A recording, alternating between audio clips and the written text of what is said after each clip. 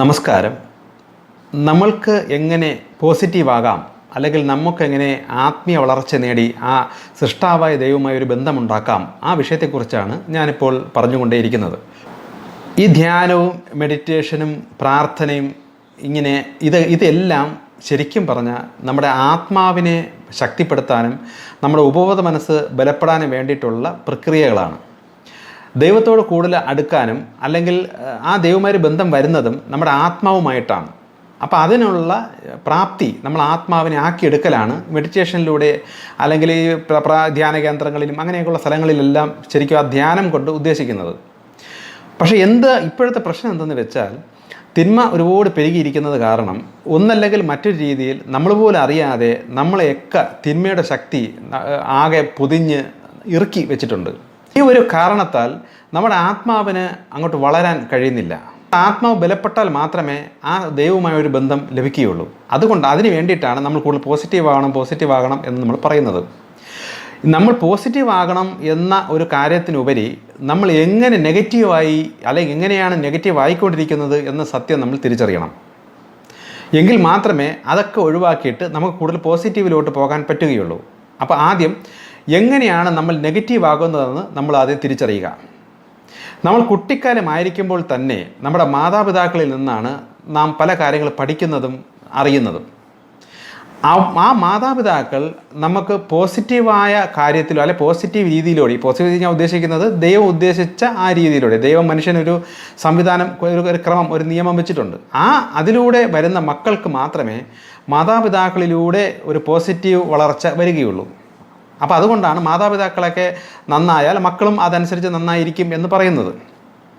അപ്പോൾ വീട്ടിൽ നിന്ന് തന്നെ കുട്ടിക്കാലം മുതൽ തന്നെ നാം അറിയാതെ തന്നെ നമ്മുടെ മാതാപിതാക്കളുടെ അറിവില്ലായ്മ കാരണം നെഗറ്റീവായി മാറിക്കൊണ്ടേയിരിക്കും. ഇപ്പോൾ ഉദാഹരണം പറഞ്ഞാൽ, ഇപ്പോൾ ചൈനയിലും മറ്റ് സ്ഥലങ്ങളിലൊക്കെ നികൃഷ്ട ജീവികളെ, പല്ലി, പാറ്റ, ഇതിനെയൊക്കെ ചുട്ടൊക്കെ തിന്നുന്ന അല്ലെങ്കിൽ അവരെയൊക്കെ കറിവെച്ച് തിന്നുന്ന ആൾക്കാരുണ്ട്. അവരുടെ ആഹാര രീതി അങ്ങനെയാണ്. കുട്ടിയായിരിക്കുമ്പോൾ തന്നെ ആ കൊച്ചു കുട്ടിക്ക് ആഹാരമായി ഇത് കൊടുത്ത് ശീലിപ്പിച്ചാൽ ആ കുട്ടി വലുതാകുമ്പോൾ ഇത് കഴിക്കാനുള്ള ആഹാരം എന്ന് വിചാരിച്ച് അതിൻ്റെ ആഹാരമാക്കിക്കൊണ്ടേയിരിക്കും. നമ്മളത് തെറ്റെന്ന് പറഞ്ഞാൽ നമ്മളെ നോക്കി പുച്ഛിക്കും. കാരണം അവരുടെ മനസ്സിൽ ഇത് ആഹാരമായി കഴിഞ്ഞു. ഇതുപോലെ തന്നെയാണ് ആത്മീയ കാര്യങ്ങളും അല്ലെങ്കിൽ ഈ ദൈവീക കാര്യങ്ങളും അല്ലെങ്കിൽ പോസിറ്റീവ് കാര്യങ്ങളും വീട്ടിൽ നിന്ന് എന്ത് പഠിക്കുന്നു, ഇതാണ് ശരിക്കും നമ്മുടെ മക്കൾ പഠിക്കുന്നത് അല്ലെങ്കിൽ നമ്മൾ പഠിച്ചിരിക്കുന്നത്. ഒരു പരുവം കഴിഞ്ഞ് നമ്മളാകെ വിഷയങ്ങളായിട്ട് പെട്ട് നെഗറ്റിവിറ്റി അത്ര കണ്ട് കൂടി കുരുങ്ങി ഒരു രക്ഷയില്ലാതെ വരുമ്പോഴാണ് ശരിക്കും പലരും ദൈവത്തെ അന്വേഷിച്ച് തുടങ്ങുന്നത്. അപ്പോഴാണ് മനസ്സിലാവുന്നത് നമ്മൾ ചെയ്തുകൊണ്ടിരുന്നതെല്ലാം തെറ്റായിരുന്നെന്നും ഇതിൻ്റെ പിന്നിലെല്ലാം വലിയ കാര്യങ്ങൾ വേറെ ഉണ്ടെന്നൊക്കെ അന്നാണ് തിരിച്ചറിയുന്നത്. മിക്ക കുടുംബങ്ങളിലും നെഗറ്റീവ് ആവുന്നതിൻ്റെ മെയിൻ കാരണം മാതാപിതാക്കളുടെ വായിൽ നിന്ന് വരുന്ന വാക്കുകളാണ്. ഇത് നമ്മൾ നിസ്സാരമായി കളയുന്നു, അതാരും ശ്രദ്ധിക്കുന്നതുമില്ല. ഒരു ഉദാഹരണം പറഞ്ഞാൽ, സ്വന്തം അമ്മയുടെ നാവിൽ നിന്ന് വരുന്ന വാക്കുകൾ അത് കുട്ടികളെ വളരെയധികം ബാധിക്കും. ചെറിയ ചെറിയ തെറ്റുകൾക്ക് വരെ നശിച്ചവനെ, നാശം പിടിച്ചവനെ, നീ തൊലഞ്ഞു പോ എന്നൊക്കെ പറഞ്ഞ് ഈ ശപിച്ച് പറയുന്നത് ഒരു നിസ്സാര കാര്യത്തിന് പുറത്ത് ആ അമ്മയ്ക്ക് പെട്ടെന്ന് വരുന്ന ദേഷ്യത്തിന് പുറത്ത് പറയുന്ന കാര്യങ്ങളായിരിക്കും. പക്ഷേ ഇതെല്ലാം നെഗറ്റീവായി ആ കുട്ടിയിൽ അടിഞ്ഞുകൂടി വളർന്നുകൊണ്ടേയിരിക്കും. ഈ പറയുന്ന വ്യക്തിയും നെഗറ്റീവായിക്കൊണ്ടിരിക്കും, ഈ ശാപവാക്കുകൾ വന്നു കയറുന്ന കുട്ടിയും നെഗറ്റീവായിക്കൊണ്ടേയിരിക്കും. ഇങ്ങനെ നെഗറ്റീവ് കൂടി ഒരു പരുവമാകുമ്പോൾ ആ കുട്ടിക്ക് ചിലപ്പോൾ ഒരു മാറാരോഗമോ അല്ലെങ്കിൽ ഒരു അപകടമോ ഒക്കെ പറ്റി, അല്ലെങ്കിൽ ഒട്ടും പഠിക്കാത്ത ലെവലിലാവുകയോ അല്ലെങ്കിൽ എന്തെങ്കിലും രീതിയിൽ വിഷയം വരുമ്പോൾ ഈ മാതാപിതാക്കൾ ഈ കുട്ടിയെയും കൊണ്ട് അല്ലെങ്കിൽ ഈ മക്കളെയും കൊണ്ട് ഡോക്ടർമാരുടെ അടുത്തും അവിടെയും ഇവിടെയൊക്കെ ഓടി നടന്ന് കരഞ്ഞു വിളിച്ച് പ്രാർത്ഥിക്കുന്നുണ്ട്. പക്ഷേ അവരത് തിരിച്ചറിയുന്നില്ല. ഈ കൊച്ചു കുട്ടി ആയിരിക്കുമ്പോൾ തന്നെ എൻ്റെ ശാപവാക്കുകൾ ഈ കുട്ടിയെ അത്ര കണ്ട് നെഗറ്റീവ് ആക്കി എന്നുള്ള സത്യം ഈ മാതാപിതാക്കൾ തിരിച്ചറിയുന്നില്ല. പക്ഷേ ഇനിയുള്ള കാലത്തെങ്കിലും ഇങ്ങനെയുള്ള കാര്യങ്ങൾ കേൾക്കുമ്പോഴെങ്കിലും ആ കേൾക്കുന്ന വ്യക്തികൾ അവരുടെ വായിൽ നിന്ന് പോസിറ്റീവ് പറയാൻ പഠിക്കണം സ്വന്തം മക്കളെക്കുറിച്ച്. ഇപ്പോൾ കുട്ടികൾ ചിലപ്പോൾ പഠിക്കില്ല, അവർക്ക് പഠിക്കാൻ താല്പര്യം കുറവായിരിക്കാം. കാരണം എല്ലാ കുട്ടികൾക്കും ഒരേ കാര്യം കൊടുത്തല്ല ദൈവം ജനിപ്പിക്കുന്നത്. അതായത് ഓരോരുത്തർക്കും ഓരോരോ രീതിയിലുള്ള ആത്മാവിൻ്റെ കഴിവുകളുമാണ്. ആ കഴിവനുസരിച്ച് ആ കുട്ടിയെ അതിലോട്ട് വിടണം. പക്ഷെ നമ്മുടെ രീതി അനുസരിച്ച് ഇതിനെ പഠിപ്പിച്ചേ പറ്റൂ അല്ലെങ്കിൽ ഇതിനെ വലിയ ലെവലിൽ ഇങ്ങനെ ആക്കണം എന്ന് ഈ അച്ഛനമ്മമാർ അങ്ങ് സങ്കല്പിച്ചിട്ട് ഈ കുട്ടികളെ ഇട്ടങ്ങ് പീഡിപ്പിക്കാൻ തുടങ്ങും. അതിനുവേണ്ടി കുട്ടികളായിട്ട് മാക്സിമം ഹറാസ്മെൻറ്റ് ചെയ്യും. ഇതെല്ലാം ശരിക്കും പറഞ്ഞാൽ നെഗറ്റീവിലാണ് പൊയ്ക്കൊണ്ടിരിക്കുന്നത്. ഇതൊക്കെ നെഗറ്റീവാണ്. ആ കുട്ടി നമ്മളെ മനസ്സുകൊണ്ട് പിരാകും. കുട്ടി ഇങ്ങനെ ആയതുകൊണ്ട് നമ്മൾ മനസ്സുകൊണ്ട് കുട്ടിയെ ശപിക്കും, അല്ലെങ്കിൽ നമ്മൾ ആ നിരാശയിൽ വരും. ഇതെല്ലാം നെഗറ്റിവിറ്റിയാണ്. ഇങ്ങനെ ഇതൊക്കെ ഈ മാതാപിതാക്കളിൽ നിന്ന് വരുന്ന നെഗറ്റീവിൻ്റെ കാര്യമാണ് ഈ പറഞ്ഞു തുടങ്ങുന്നത്. പിന്നെ ഈ കൊച്ചു കുട്ടികളായിരിക്കുമ്പോൾ തന്നെ മാതാപിതാക്കളെ കൂടെ ഇരിക്കുമ്പോൾ ഇവർ കാണിക്കുന്ന ഓരോ പ്രവൃത്തി, ഇപ്പോൾ മദ്യപാനമാണെങ്കിലും ശരി, മറ്റുള്ളവരുടെ ഇടപെടുന്ന കാര്യം, അയൽവക്കത്തോടുള്ള തർക്കം, ചീത്തവിളി, ഇങ്ങനെയുള്ള കാര്യങ്ങളെല്ലാം ഈ കൊച്ചു കുട്ടി കണ്ട് വളർന്നുകൊണ്ടിരിക്കുകയാണ്. കുട്ടി അത് കേൾക്കും തോറും ഈ കുട്ടിയുടെ ചെവിയിലൂടെ അല്ലെങ്കിൽ കുട്ടിയുടെ മനസ്സിലൂടെ നെഗറ്റീവായി കയറിക്കൊണ്ടിരിക്കുകയുള്ളൂ. ഇതൊക്കെ കാണിക്കുന്ന മാതാപിതാക്കളും നെഗറ്റീവായിക്കൊണ്ടിരിക്കും, ഇതൊക്കെ കേട്ട് വളരുന്ന കുട്ടിയും നെഗറ്റീവായിക്കൊണ്ടിരിക്കും. പിന്നൊരു സമയത്ത് ആ കുട്ടി തലതിരിഞ്ഞ് പോകുമ്പോൾ ഈ കുട്ടിയെ വെച്ചും കൊണ്ടാണ് എല്ലായിടത്തും അങ്ങോട്ടോട്ടം ഇങ്ങോട്ടോട്ടം ഓരോ പ്രാർത്ഥനകൾ അല്ലെങ്കിൽ മന്ത്രം ആ പരിപാടി. ശരിക്കും പറഞ്ഞാൽ എവിടെയാണ് തെറ്റി എന്ന് ആരും ചിന്തിക്കുന്നില്ല. ഇത് എല്ലായിടത്തും മിക്കയിടത്തും നടന്നുകൊണ്ടിരിക്കുന്ന കാര്യമാണ്.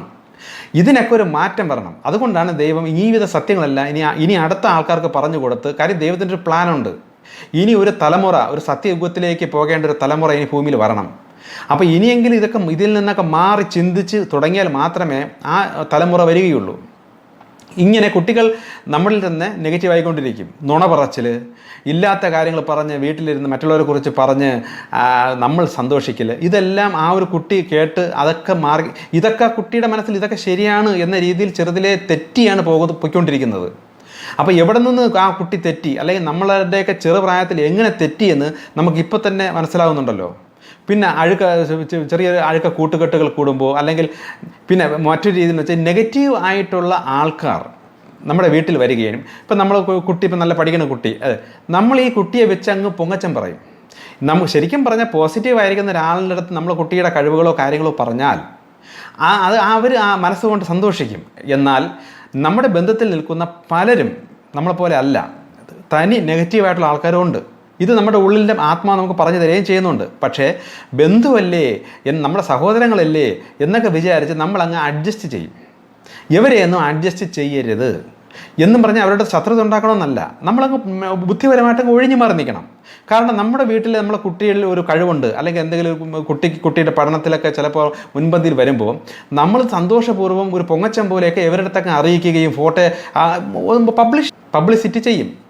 പക്ഷേ ഇതുകൊണ്ട് എന്ത് സംഭവിക്കുന്നതെന്ന് വെച്ചാൽ അസൂയയുടെയും ആ കുശുമ്പ് അങ്ങനെയുള്ള വികാരത്താൽ മറ്റുള്ളവർ പിറുപിറുക്കുന്ന ആ കൊച്ചിനെ നോക്കി പിറുപിറുക്കുകയും പുറമേ ചിരിച്ച് കാണിച്ചിട്ട് മനസ്സുകൊണ്ട് ദുഷിക്കുകയും ചെയ്യുന്നതെല്ലാം നമ്മുടെ കുട്ടികൾക്ക് നെഗറ്റീവായിക്കൊണ്ടേയിരിക്കും.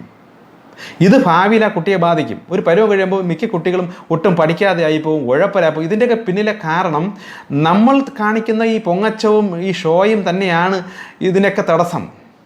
ഒരു കഴിവുണ്ടെന്നുണ്ടെങ്കിൽ അത് ശരിക്കും നമ്മൾ ദൈവത്തോട് പ്രാർത്ഥിക്കണം, ദൈവമേ എൻ്റെ കുട്ടിക്ക് ഇങ്ങനെയൊരു കഴിവ് ഇതുണ്ട്, ഇത് വേറെ ആരും അറിയണ്ട, അതങ്ങ് വളർന്ന് അത് നല്ല നിലയിൽ ആയിക്കോട്ടെ എന്ന് വേണം നമ്മൾ ആഗ്രഹിക്കാൻ. ഇത് ഒരു അല്പം ഉള്ളപ്പോൾ തന്നെ ഈ വീമ്പ് പറച്ചിലും പൊങ്ങച്ചവും ഉള്ള ഈ മനുഷ്യർ ഈ കുട്ടിയെ കൊണ്ടുവന്ന് അങ്ങ് പബ്ലിസിറ്റി കൊടുത്ത് കുട്ടിയെ ശരിക്കും പറഞ്ഞാൽ കൊല്ലുകയാണ്, ആ കഴിവിനെ കൊല്ലുകയാണ് ചെയ്യുന്നത്.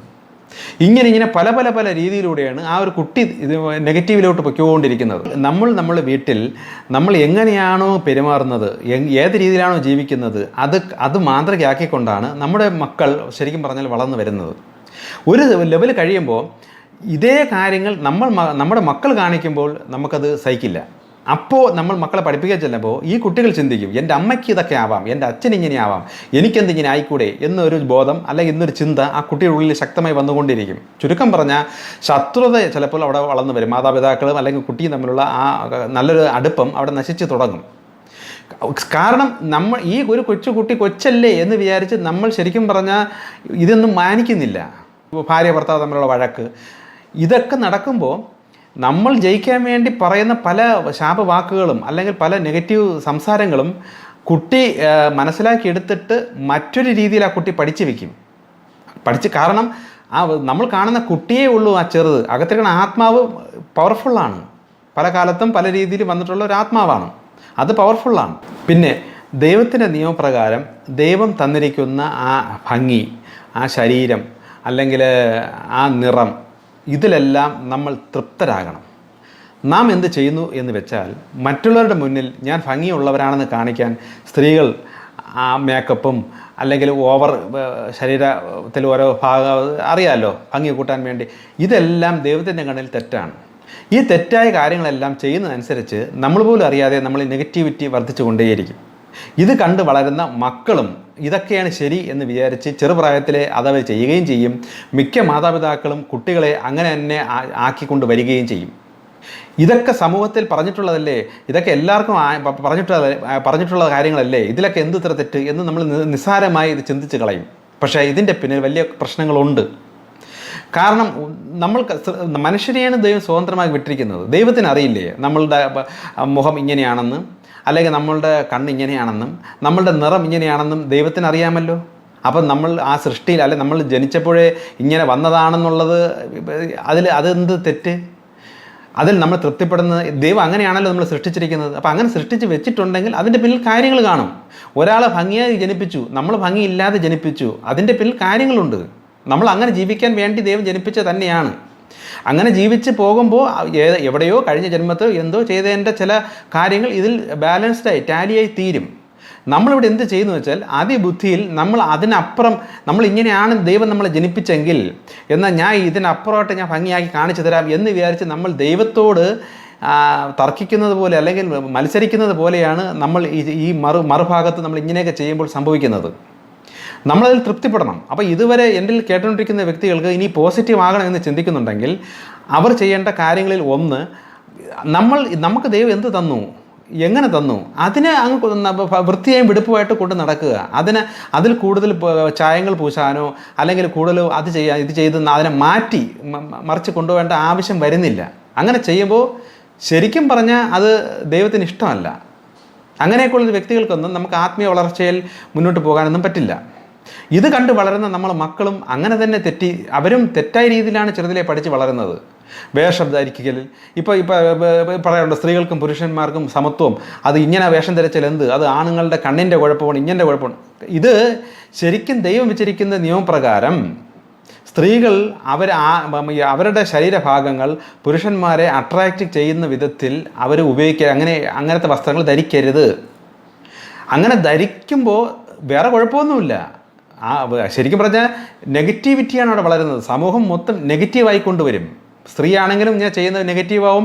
ഇത് കണ്ട് പ്രലോഭിതനായി മനസ്സ് മാറുന്ന പുരുഷനും നെഗറ്റീവാവും. രണ്ട് ഭാഗത്ത് നെഗറ്റിവിറ്റിയാണ് കൂടുന്നത്. ഇത് കണ്ട് വളരുന്ന മക്കളും നെഗറ്റീവാവും. ഇങ്ങനെ വരുമ്പോഴത്തേക്കും നെഗറ്റിവിറ്റി കൂടുന്നതനുസരിച്ച് പ്രശ്നങ്ങൾ വീട്ടിൽ സംഭവിക്കുന്നത് വർദ്ധിച്ച് വരികയുള്ളൂ. നമ്മൾ വിചാരിക്കും ഇത് ചെയ്തത് കൊണ്ട് ഇത് മതി, ഈ ഒരു ചെറിയ കാര്യങ്ങളല്ല, ഇങ്ങനെയുള്ള ചെറിയ ചെറിയ കാര്യങ്ങൾ മതി നെഗറ്റിവിറ്റി കൂടി വരാൻ. ഒരു ദിവസം ചെയ്യുമ്പോൾ കുറച്ച് കൂടും, 5 ദിവസം ചെയ്യുമ്പോൾ അത്ര കൂടും, ഒരു വർഷം അങ്ങനെ ചെയ്യുമ്പോൾ അത്രയും നെഗറ്റിവിറ്റി കൂടും. അങ്ങനെ ക്രമേണയാണ് ആ നെഗറ്റീവ് പവർ കൂടി വരുന്നത്.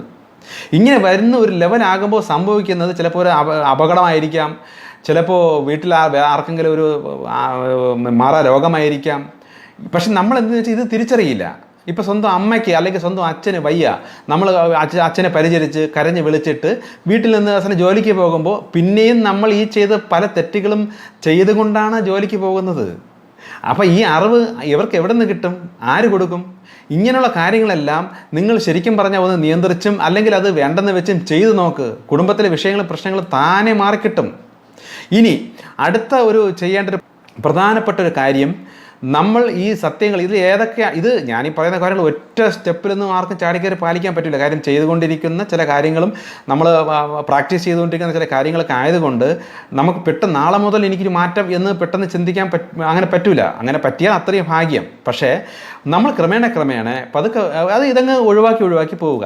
അങ്ങനെ ഒഴിവാക്കി പോകുമ്പോൾ നമ്മുടെ കുടുംബത്തിൽ വ്യത്യാസങ്ങൾ, സാമ്പത്തിക പ്രശ്നം, രോഗങ്ങളുടെ പ്രശ്നം, ഇങ്ങനെയെല്ലാം താനെ മാറി വരാൻ തുടങ്ങും. നമ്മൾ പോസിറ്റീവ് കയറി വരാൻ തുടങ്ങും. ഇതോടൊപ്പം നമ്മൾ ചെയ്യേണ്ട മറ്റൊരു കാര്യം, നമുക്ക് തെറ്റിപ്പോയല്ലോ ഭഗവാനെ അല്ലെങ്കിൽ ദൈവമേ, ഞാൻ ഇനി അങ്ങനെ ചെയ്യില്ല, ഞാൻ ഇത്രയും നാളും പറ്റിയിൽ എനിക്ക് എന്നോട് ക്ഷമിക്കണം എന്നും കൂടി മനസ്സുകൊണ്ട് ആ പ്രാർത്ഥനയിലൂടെ ദൈവത്തോട് തന്നെ പറയുകയും കൂടെ ചെയ്യണം. ഇങ്ങനെ പറയുകയും കൂടെ ആദ്യം വേണ്ട ഒരു കാര്യം ഇതാണ്. സത്യങ്ങൾ തിരിച്ചറിയുമ്പോൾ അതെനിക്ക് മാറാൻ ഞാൻ തയ്യാറാണെങ്കിൽ അല്ലെങ്കിൽ ഒരു മാറ്റം എനിക്ക് ചെയ്ത് നോക്കണമെങ്കിൽ ആദ്യം ചെയ്യേണ്ടത് ഈ ദൈവത്തോടൊരു ക്ഷമ പറച്ചിൽ ചെയ്യണം. ഇതൊക്കെ ആത്മീയ വളർച്ചയ്ക്ക് വേണ്ട പോസിറ്റീവ് കാര്യങ്ങളാണ് ഞാനീ പറയുന്നത്. ഇത് നമ്മളെ മക്കളെയും ചെയ്യിപ്പിക്കണം. കുട്ടികൾ എന്തെങ്കിലും തെറ്റ് ചെയ്താലോ എന്തെങ്കിലും പറ്റിയാലോ നമ്മളത് പറഞ്ഞ് മനസ്സിലാക്കുമ്പോൾ ആ കുട്ടികൾക്ക് അയ്യോ പറ്റിപ്പോയി അമ്മ എന്ന് പറയുമ്പോൾ ആ കുട്ടിയെ അപ്പോൾ തന്നെ നമ്മൾ ആ മക്കളെ കണ്ണടച്ചിട്ട് ദൈവത്തോട് ക്ഷമ പറയാന്ന് പറയുമ്പോൾ ആ കുട്ടി അത് പറയും. ചിലപ്പോൾ കുട്ടിയുടെ മനസ്സിൽ കാണുന്ന ഗണപതിയെയോ അല്ലെങ്കിൽ വിഷ്ണുവിനെയോ അല്ലെങ്കിൽ മദർ മേരി ക്രിസ്ത്യാനികൾ അങ്ങനെയാണെങ്കിലും യേശുവിനോടോ ആരുടെത്തെങ്കിലേക്കായിരിക്കും അവരത് പറയുന്നത്. അതങ്ങ് പറയട്ടെ, അവർ തുടക്കത്തിൽ ആരുടെത്തെങ്കിലൊക്കെ അങ്ങ് പറഞ്ഞാൽ മതി. അങ്ങനെ ക്ഷമ പറഞ്ഞ് വരുന്ന ഒരു മനസ്സ് ആണ് ആ ഒരു കുട്ടിക്ക് നമ്മൾ ആദ്യമേ കൊടുക്കുന്നത്. അപ്പോൾ ഇനിയെങ്കിലും ഇങ്ങനെയുള്ള ചെറിയ ചെറിയ കാര്യങ്ങളിലേക്ക് തുടങ്ങുക. ബാക്കി ഇനി ഉണ്ട്, പല കാര്യങ്ങളുണ്ട്, ഞാൻ ഇനി അങ്ങോട്ട് വിശദീകരിച്ച് പറയാം. ഇപ്പോൾ ഈ കേട്ട കാര്യങ്ങൾ വെച്ച് നിങ്ങൾക്ക് എന്തെങ്കിലും വ്യത്യാസം അല്ലെങ്കിൽ ശരി തന്നെ എന്ന് തോന്നുന്നെങ്കിൽ മാറ്റി ശ്രമിച്ച് നോക്കൂ. ഓക്കെ.